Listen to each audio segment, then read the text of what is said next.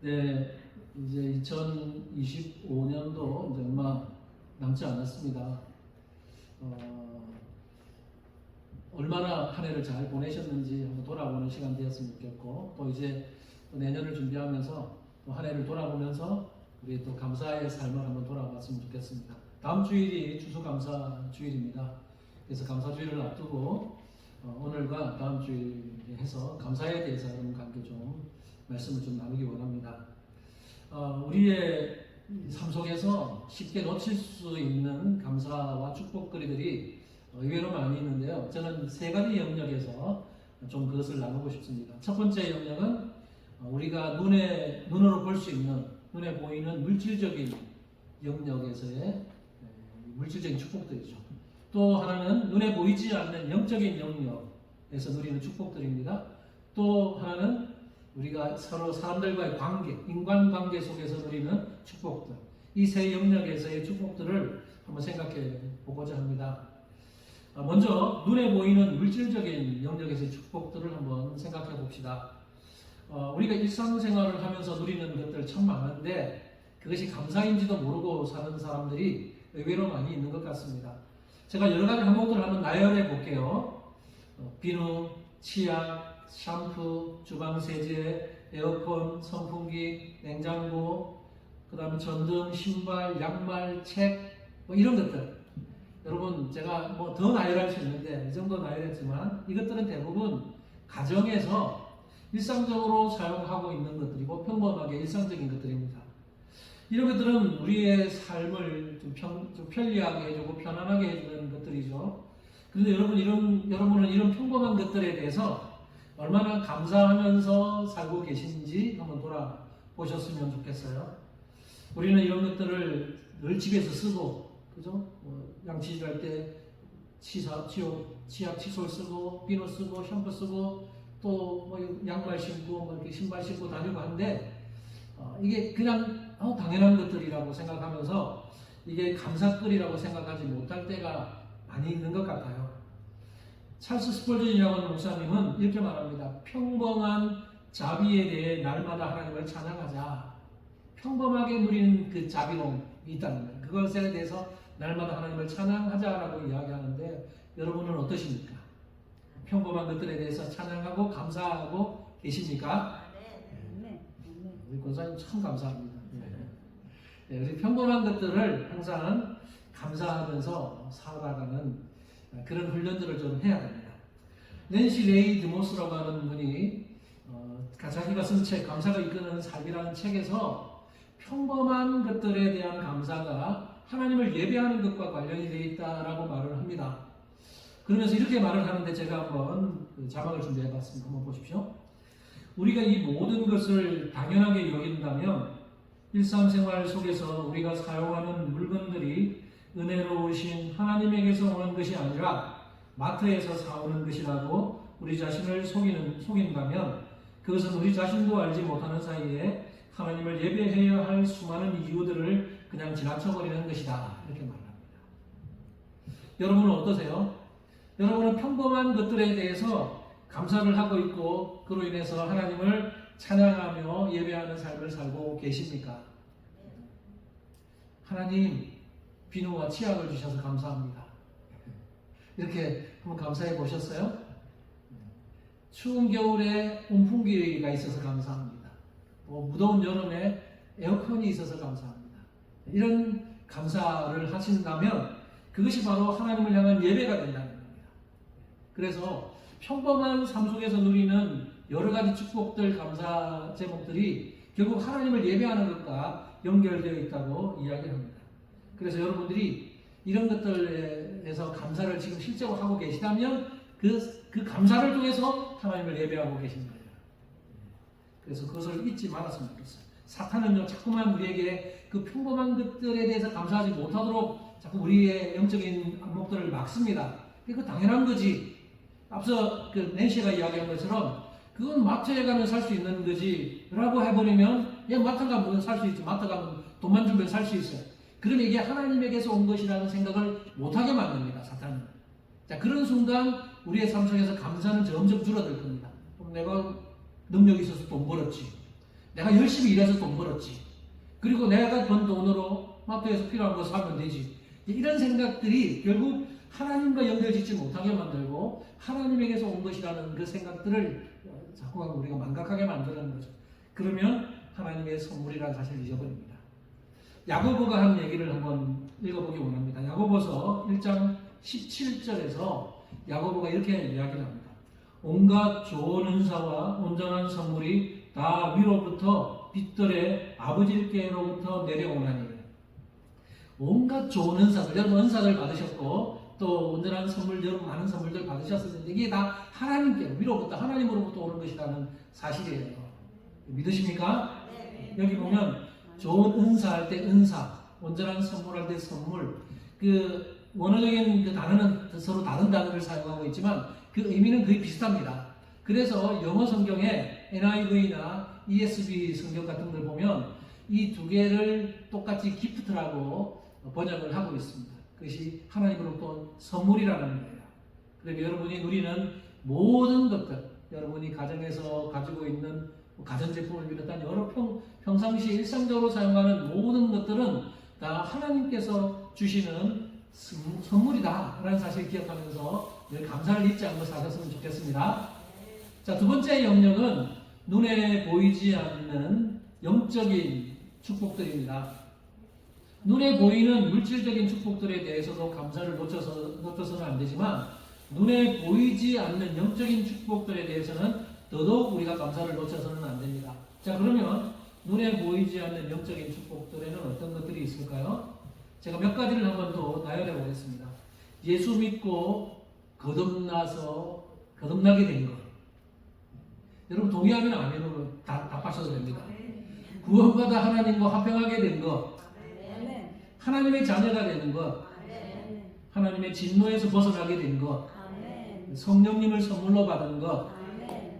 삶의 새로운 목적을 가지고 살게 된 것. 네, 다 아멘이라고 하셨는데 그럼 여기에 대해서 감사하고 계십니까?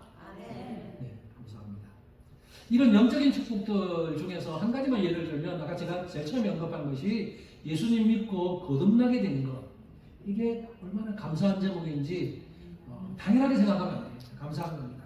거듭남의 축복이라는 것은 정말 감사한 건데 여러분 이 거듭남의 축복할 때 거듭났다고 하는 것은 영어로 born again. 새로 태어났다. 근데 새로 태어났다고 할 때 우리가 원래 태어난 생일이 있잖아요. 생일이 있으면 이 거듭남의 축복은 영적 생일이 있다는 거예요. 여러분 육적 생일이 있을 거예요. 근데 우리는 또 하나의 생일을 가지고 있어요. 영적 생일, 거듭남. 근데 어떤 사람은 영적 생일이 언제인지 정확하게 기억하는 사람도 있지만 저처럼 모태신앙으로 주로 이제 태어나서 자란 사람들은 그 자연스럽게 어느 순간 예수님을 믿게 돼서 정확하게 내가 몇 년도 언제 뭐 예수님을 영접했는지 기억 못하고 그냥 자연스럽게 예수님을 믿게 된 사람들도 있을 수 있어요. 예, 그러나 우리는 반드시 영적으로 새롭게 태어났기 때문에 이곳에 있는 겁니다. 믿으십니까? 네. 그러면 여러분 이런 거듭남의 축복에 대해서 얼마나 감사하고 살아오셨습니까? 1년에 한 번 우리 육적 생일 맞을 때 뭐 이벤트도 하죠. 우리는 교회에서 한 달에 한 번씩 생일 파티도 생일 축하도 하지만 그 교회에서 하는 것 말고 여러분도 개인적으로 생일을 맞으면 가족들을 초청하든지 또 친구들을 초청하든지 아니면 함께 모여서 뭐 케이크를 사서 촛불을 켜고 또 그리고 선물도 주고 뭐 그렇게 하죠. 예, 영적인 생일, 내가 태어난 날에 대한 의미 부여를 하는 겁니다. 그러면 과연 육적인 생일이다. 그럼 영적으로 여러분 거듭나는 영적인 생일에 대해서는 얼마나 의미 부여를 하면서 살고 계신지 모르겠어요. 제가 이렇게 이야기하는 거는 그러면 이제부터 영적인 생일을 챙기자. 영적인 언제 여러분이 영적으로 구원받은 날인지를 잘 좀 알아가지고 그날 특별 이벤트를 하자 이런 얘기 아니에요. 그렇게 안 하셔도 돼요. 그러나 여러분이 영적인 축복들에 대해서 감사를 놓치지 말고 살아가려는 것입니다. 여러분 영적 생일을 챙길 수 있는, 기억할 수 있는 한 가지 팁을 드리자면요. 여러분 육적인 생일 맞을 때 대부분은 생일 감사헌금을 하나님께 드릴 겁니다. 생일 감사헌금 드리면서 하나님 저를 이 땅에 태어나게 해주셔서 감사합니다. 아니면 뭐 여러 가지 제목을 적어서 이렇게 감사헌금을 드리실 텐데 그때 한 가지를 더 겠더니 하나님 나를 거듭나게 해주셔서 감사합니다. 그렇게라도 적는 훈련을 한번 해보시면 내가 육적인 생일을 축하하고 함께 좀 그렇게 있을 때 영적인 생일도 함께 기억하면서 하나님께 감사할 수 있는 그런 계기가 되지 않을까라는 생각을 한번 해보면서 한번 간단한 팁을 드리는데 한번 해보시면 해보셔도 됩니다. 그래서 제가 말하고자 하는 포커스는 우리의 영적인 축복, 눈에 보이지 않지만 우리가 영적으로 누리는 축복들이 의외로 많이 있는데 그것을 당연한 것이라고 생각하지 말고 하나님께 늘 감사하면서 살아가기를 바란다는 말씀입니다. 자, 세 번째 영역은 인간 관계 속에서 누리는 축복들이에요. 하나님은 우리에게 여러 사람들을 붙여주는 친구, 또 가족들, 그리고 교회에서 만나는 영적 가족들, 성도님들, 또 여러 관계 속에서 우리는 다양한 선물을 누리고 은혜를 누리며 삽니다. 바울은 자신의 대부분의 서신서들, 로마서, 고린도전서 이렇게 서신서를 보내면서 인사말을 하는데요. 그 인사말 중에나 아니면 또 중간에 내용 중에 성도들 때문에 감사하다는 내용을 덧붙이는 그 서신서들이 많이 있습니다. 그 서신서에 있는 것 중에 몇 가지만 제가 예를 한번 들어보겠습니다. 에베소서 1장 16절 자막을 준비했는데요. 내가 기도할 때에 기억하며 너희로 말미암아 감사하기를 그치지 아니하라. 감사한다고 말하죠. 빌립보서 1장 3절 내가 너희를 생각할 때마다 나의 하나님께 감사한다. 골로새서 1장 3절 우리가 너희를 위하여 기도할 때마다 하나님 곧 우리 주 예수 그리스도의 아버지께 감사합니다. 자, 여기 보면 에베소 교회를 향해서 에베소 교회 성도들에게 또 빌립보 교회 성도들에게 골로새 교회 성도들에게 너희들 생각할 때마다 내가 감사한다. 왜 감사할까요? 관계가 되어 있기 때문에 그들을 통해서 바울이 감사거리가 있다는 거예요. 또 때로는 물질적인 구원 때문에 감사하고 아니면 그들이 영적으로 잘 자라고 있어서 감사하고 그래서 감사하다는 표현을 꾸준히 하고 있습니다. 데살로니가 전서에서도 마찬가지인데 데살로니가 전서 2장 13절 같이 한번 읽어볼까요? 시작.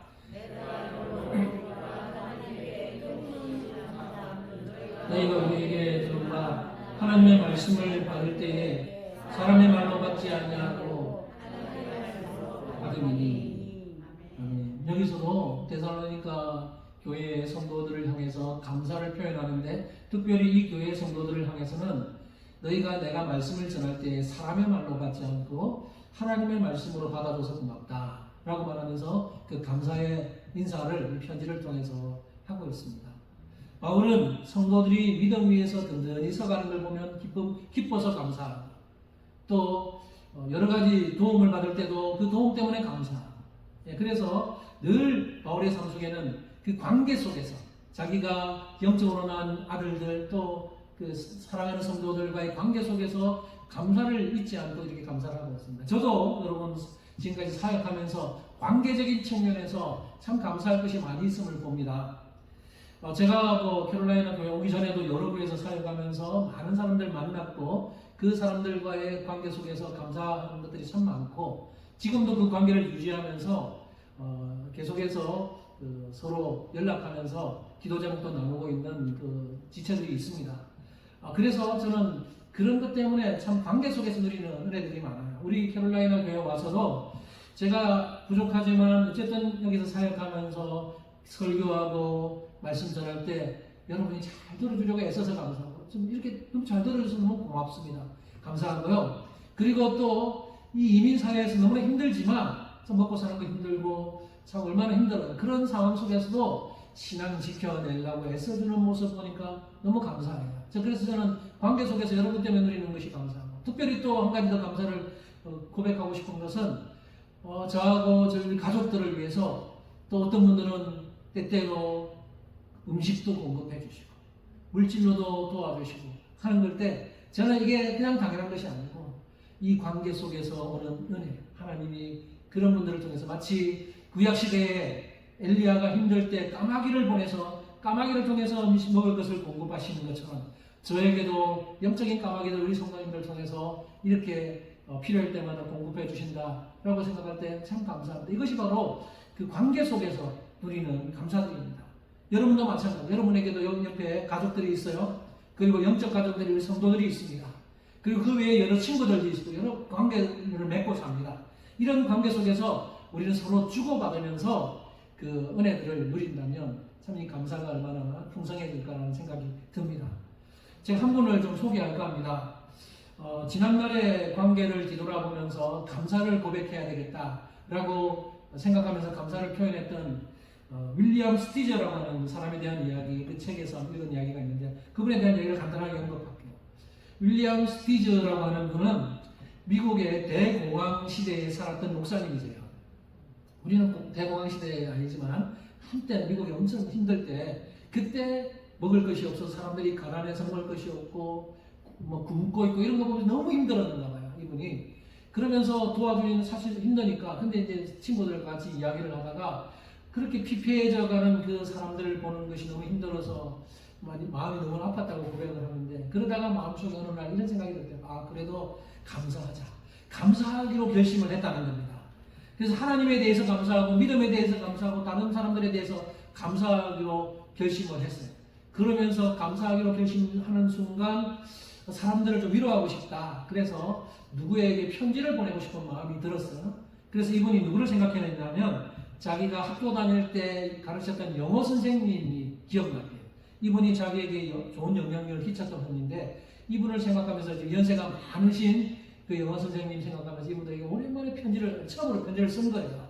편지를 써서 그 당시에는 이제 SNS가 발달되지 않았으니까 편지를 보냈는데, 며칠 지나지 않아서 이 선생님으로부터 답장이 왔어요.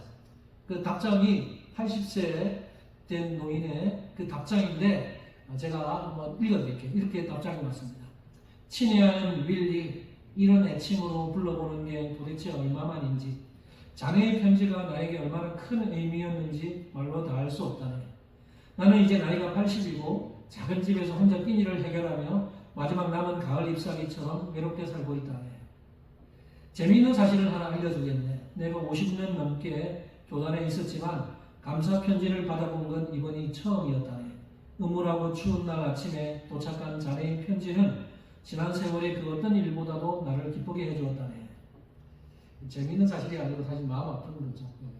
근데 이분은 그렇게 50년 동안 교단에서 했지만 그 제자들이 편지를, 감사의 편지를 보낸 사람 한 명도 없었다는 건데, 이렇게 편지 받고 이렇게 기뻐서 답장을 보내는 이 분의 이 편지를 받으면서 윌리엄 스티저는 선생님의 그 감동적인 답장을 받았을 때 오히려 자신이 더 기뻤다라고 고백을 합니다.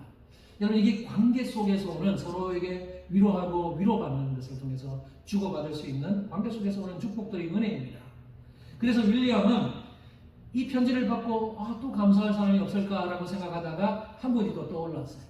자기에게 영향을 끼쳤던 목사님이신데 지금 은퇴하셨고 나이가 많이 드셨지만 은퇴하신 목사님이 생각이 났어요. 그분은 또 얼마 전에 사모님까지 돌아가셔서 아마 슬픔에 잠겨 있을 것을 생각하며 편지를 보냈습니다. 근데 그 편지를 받은 목사님이 또 얼마 있다가 답장을 보내왔답니다. 이렇게 답장을 보내왔어요. 자네의 편지가 아름답고 진실해서 서재에 앉아 그걸 읽고 있노라니 고마움에 눈물이 흘러내렸다네. 그리고는 나도 모르게 의자에서 일어나서 아내를 불렀다네. 이 편지를 읽어주려고 말했어요. 아내가 이 세상 사람이 아니라는 걸 깜빡한 거지. 자네의 편지가 내 영혼을 얼마나 따뜻하게 해주었는지 자네는 모를 것에 하루 종일 그 편지의 온기 속에서 서성거렸다네. 이 연세 많으신 노 목사님이 고백한 이 편지의 온기는 바로 감사 때문입니다. 관계 속에서 맺었던 그 속에 있는 감사.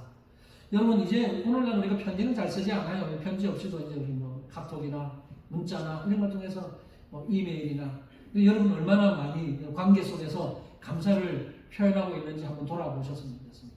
우리 관계는 너무 중요합니다. 인간관계가 깨지면 많은 것이 깨지기 때문에, 그래서 관계 너무 중요하기 때문에 우리가 서로 관계를 위해서 문자를 통해서나 메일을 통해서 아니면 서로 직접 만나서 선물을 통해서 서로 이런 관계 속에서 은혜를 서로 격려하고 위로하면서 그런 관계 속에서 맺는 은혜들과 축복들을 우리 서로에게 좀 주고 받았으면 좋겠습니다.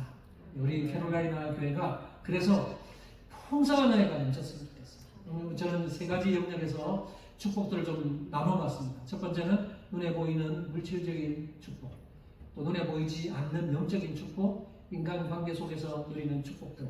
한번 여러분에게 이 축복들이 얼마나 많은지 이번 다음 주 추수감사절 오기 전까지 이번 한 주 동안 한번 곰곰이 한번 묵상하면서 한번 적어보십시오. 의외로 여러분 열린 마음 가지고 한번 이것을 따져서 적어보면 의외로 감사거리들이 많다는 것을 발견할 수 있을 겁니다. 그래서 다음 주일 오실 때는 또 풍성한 감사의 제목들을 가지고 하나님 앞에 나오셨으면 좋겠습니다. 우리가 부르는 찬송가, 앞서 우리가 불렀죠. 찬송가 429장을 불렀어요. 세상 모든 풍파 너를 흔들어. 가사 1절만 제가 한번 가져와 봤는데 이렇습니다. 세상 모든 풍파 너를 흔들어 약한 마음 낙심하게 될 때에 내려주신 주의 복을 세워라. 주의 크신 복을 내가 알리라. 받은 복을 세어보아라. 크신 복을 내가 알리라. 받은 복을 세어보아라. 주의 크신 복을 내가 알리라. 받은 복을 한번 세어보십시오, 여러분. 한 주 동안. 네. 물질적인 영역에서 또 영적인 영역에서 또 인간관계의 영역에서 여러분이 받은 복들 한번 세어보시고 적어보십시오. 많이 있음을 보게 될 겁니다.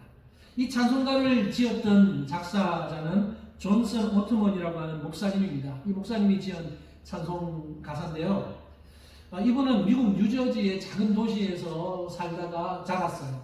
근데 이분은 어릴 때부터 아버지가 신실하게 교회에서 섬기시는 모습을 보면서 자랐다고 합니다. 저도 저희 아버지가 교회에서 열심히 섬기시는 모습을 봤는데 이분도 어릴 때 아버지가 교회에 헌신하면서 열심히 섬기시는 모습 보면서 자랐는데 사춘기까지는 예수님을 영접하지 않았대요. 사춘기에는 아버지가 저렇게 열심히 섬겨도 정말 주님이 계신 거 맞나? 예수님이 정말 우리 구원자 맞나? 이런 그냥 의심하면서 살았는데 19살 때 예수님을 만나게 됩니다. 19살 때 예수님을 영적으로 깊이 만나고 예수님을 영접하면서 나중에 목사가 돼요. 목사가 돼서 이제 복음을 전하는 목사가 되는데 목사가 된 지 얼마 되지 않아서 자신에게는 가르치는 은사 또 말씀으로 전하는 은사가 없다는 것을 발견하게 됩니다. 이 사람에게 뭐 대중 앞에 서면 얼굴 떠는 거예요. 이게 그럼 사실 목사로서 좀 힘들잖아요. 심장이 쿵쿵쿵거리고 저는 심장이 그렇게까지 쿵쿵거리지 않지만 이분은 그렇게 힘들었는데 말씀을 전하려고 강단 위에 서면 심장이 쿵쿵거리고 머리가 하얘지고 설교할 게 한 개 생각이 안 나고 그러면서 오히려 이 목사님을 지켜보는 성도들이 너무 힘들어할 만큼 그러면서 마음속에 좀 결심을 합니다.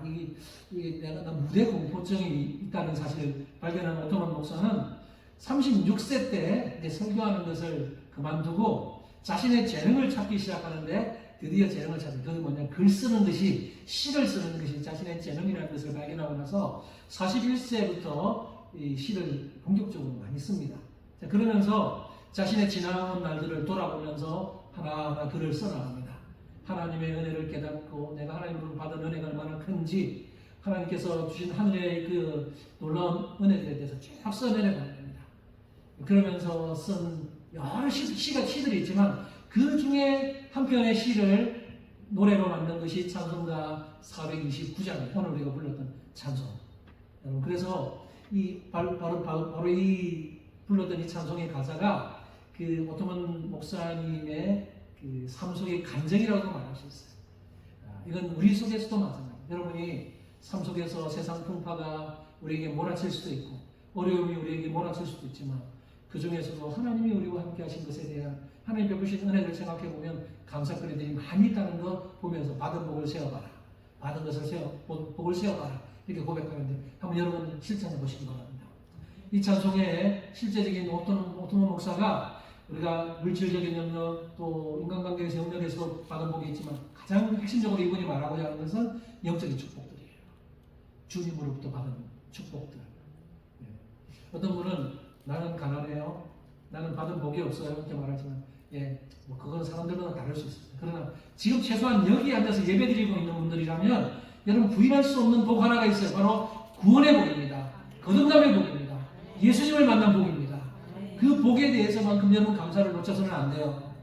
그래서 우리에게 정말 참된 복은 나를 위해서 십자가에서 피 흘려 돌아가신 예수님으로 인한 감사, 이 감사를 잃어버리지 말았으면 좋겠습니다. 여러분 사도 바울의 고백 오늘 본문인데요. 한번 같이 한번 읽어보기로 합니다. 골로새서 2장 6절 7절 같이 읽어봅시다. 시작. 그러므로 너희가 그리스도 예수를 주로 받았으니 그 안에서 행하되 그 안에 뿌리를 받으며 세움을 받아 교훈을 받은 대로 믿음에 굳게 서서 감사함을 넘치게 하라. 아멘. 중간에 있는 거 쭉 빼고 앞에 있는 부분과 뒤에 있는 부분 제일 중요한 그 핵심만 딱 말하면 너희가 그리스도 예수를 주로 받았으니 감사함을 넘치게 하라 라는 겁니다. 여러분 질문해 보겠습니다. 여러분은 그리스도 예수를 주로 받으셨습니까? 정말요? 그리스도 예수가 여러분의 주님 맞습니까? 구주 되십니까? 자, 그러면 이 말씀처럼 너희가 그리스도 예수를 주로 받았다면 감사함을 넘치게 하십시오. 오늘 설교 제목은 그래서 감사함을 넘치게 하라. 불평함을 넘치게 하면 우리 참 힘들어요. 불평이 아니라 감사함을 넘치게 하면서 살아가십시오. 이게 우리가 바로 감사해야 되는 이유입니다. 이제 말씀을 정리하겠습니다. 다음 주일은 추수감사 주일인데요. 여러분이 추수감사 주일을 앞두고 한 주를 살면서 또 한 해 동안의 삶을 돌아보셨으면 좋겠고, 한 해 동안 하나님이 베풀어 주신 은혜를 한번 세어보셨으면 좋겠어요. 물질적인 영역에서, 또 영적인 영역에서, 또 사람들과의 관계 속에서 받은 은혜들, 복들을 한번 세어보시고, 그것이 있다면 하나님 앞에 감사하면서 실제로 감사를 표현하고 고백하는 여러분 되기를 바랍니다. 우리가 감사해야 되는 시점은 나중이 아니에요. 다음이 아니에요. 그렇지 않고 다음에, 나중에. 그게 아니고 우리가 감사해야 되는 시점은 바로 지금 이 순간입니다. 영어로 그 현재, 한국말 현재를 영어로는 프레젠트라고 하는데, 그죠? 그 프레젠트라는 단어는 현재라는 뜻도 있지만 선물이라는 뜻도 있습니다. 이게 무슨 말이냐면 우리가 지금 살고 있는 이 순간, 지금 현재가 바로 하나님의 선물로 주어진 시간이라는 것을 기억하면서 그렇게 감사하시는 여러분들 되길 바랍니다. 그러므로 여러분 이제는 다음에, 나중에, 1년 후에, 돈 좀 많이 번 후에 이런 말보다는 이렇게 하지 마시고 지금, 좀 부족해도 지금 내가 가진 것으로 현재 하나님께 감사하는 훈련을 하십시오. 1년 후는 나에게 보정된 시간이 아니에요. 여러분 1년 후에 살아있을 거라고, 제가 삐빵적인지 모르지만 원래 다 살아 계셔야 되겠지만, 그러나 1년 후는 내 시간이 아닙니다. 1년은 우리에게 보정된 시간이 아니고 언제가, 지금이 바로 우리에게 보정된 시간입니다. 그러니까 우리는 지금 현재 주어진 환경 속에서 하나님께 감사하는 거예요. 그 감사가 우리의 마음을 변화시키고, 감사가 우리의 가치관을 변화시키고 삶을 변화시킬 겁니다. 저는 감사의 위력이 얼마나 큰지를 워드플레이로 표현하는 글을 읽은 적이 있어요. 제가 처음 읽으면서 공감이 됐어요. 이런 글이 있었습니다. 감사를 실천하면 이렇게 된대요. 제가 한번 표현해 봤는데, 자살, 노, 수고, 내 힘들다 이런 말들을 많이 하는데, 감사를 실천하면 워드플레이로 누가 적어놨더라고요. 굉장히 이걸 뒤집어서 얘기하는 거예요. 자살은 뭐가 되고, 살자가 되고, 노는 온이 되고, 수고는 고수가 되고, 내 힘들다는 다들 힘내가 된다는 겁니다. 참 공감이 됐습니다. 그렇습니다. 여러분, 감사는요, 너무 힘들어서 자살하려고 했던 사람들의 마음을 살자라고 바꾸는 힘이 있습니다. 또한 감사는 수고한 결과로서 고수가 되게 만듭니다. 감사는 내 힘들다라는 푸념의 말을 했던 사람의 말을 이제 다들 힘내라고 말하는 사람의 입술로 바꾸어내는 능력과 힘이 있다는 겁니다. 여러분 모두가 이런 감사의 능력을 발휘하셔서 이제는 입에서 부정적이고 안 좋은 말이 아니라 긍정적이고 좋은 말들, 그리고 다른 사람들에게 힘을 주는 그런 말들을 하시는 우리 모든 성도님 되기를 바라고, 그래서 늘 삶 속에서 감사가 넘치는 우리 모든 성도님들의 삶이 되기를 주님 이름으로 축복합니다. 아멘. 기도하겠습니다.